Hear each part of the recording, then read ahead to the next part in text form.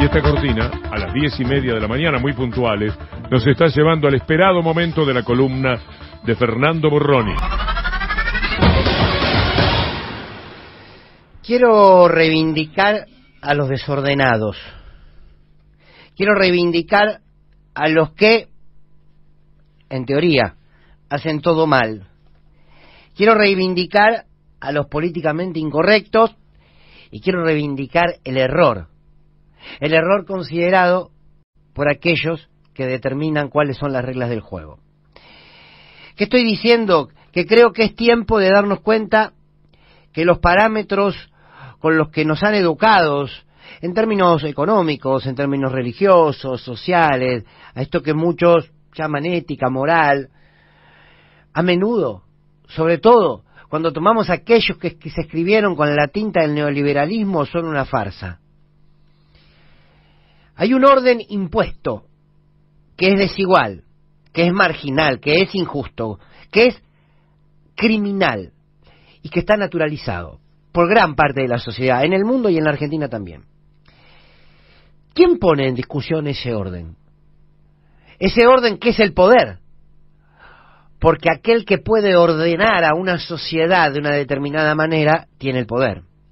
¿Quién lo pone en discusión? Aquel que llamamos desordenado. Pasa a ser inmediatamente el desordenado el enemigo del pueblo, pasa a ser el evaluado, el criticado. En vez de criticar el orden, de poner en discusión el orden, criticamos al desordenado. Cuando vemos a hombres y mujeres, por ejemplo, cortar una ruta pidiendo trabajo o pidiendo una bolsa de comida, cuestionamos a quien corta la ruta, al piquetero, a la piquetera, porque no quiere laburar, porque seguramente vive de un plan. El desordenado, el individuo, es el enemigo. ¿Discutir el orden? No, por favor. Igual que la maestra de Ciudad Vita, discutiendo política en el aula. Cuestionamos la actitud individual y no la estructura del orden que impuso, como vos decías hace un rato, Víctor Hugo, una historia mitrista, por ejemplo. Tan autoritaria como lo para algunos fue el autoritarismo de la maestra gritando. La diferencia es que la maestra gritó un par de horas. El autoritarismo de la derecha lo tienen en libros y en enciclopedias.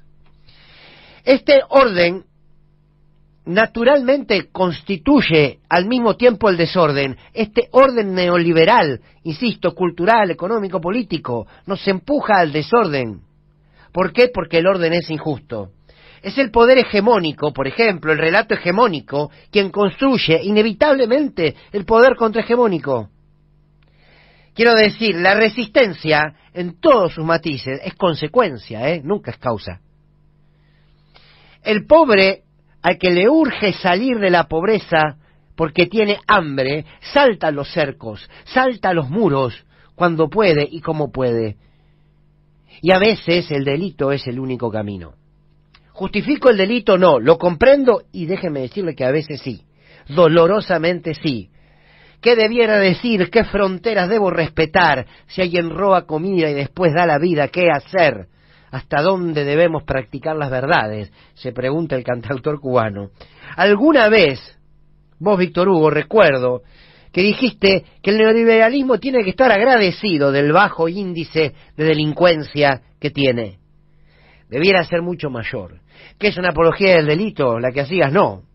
Es que este modelo criminal, la verdad, es que debiera generar una criminalidad mucho mayor. Por suerte no la genera.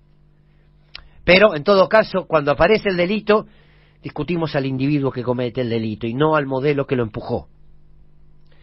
La resistencia en las calles son incidentes para el lenguaje del orden. La resistencia ante la represión es violencia de los manifestantes para el lenguaje del orden. El marginado que reclama por sus derechos es el violento. Ahora, quien le robó los derechos y quien lo margina, no, ese no es parte de la discusión. Es políticamente incorrecto el cuestionarlo. Yo digo, para terminar, yo creo que el coraje está en discutir el orden, Al desordenado lo castiga cualquiera. Es fácil pegarle al que está en el piso, A ver si alguna vez construimos una sociedad con mayor coraje y ponemos en discusión el orden que multiplica a los desordenados.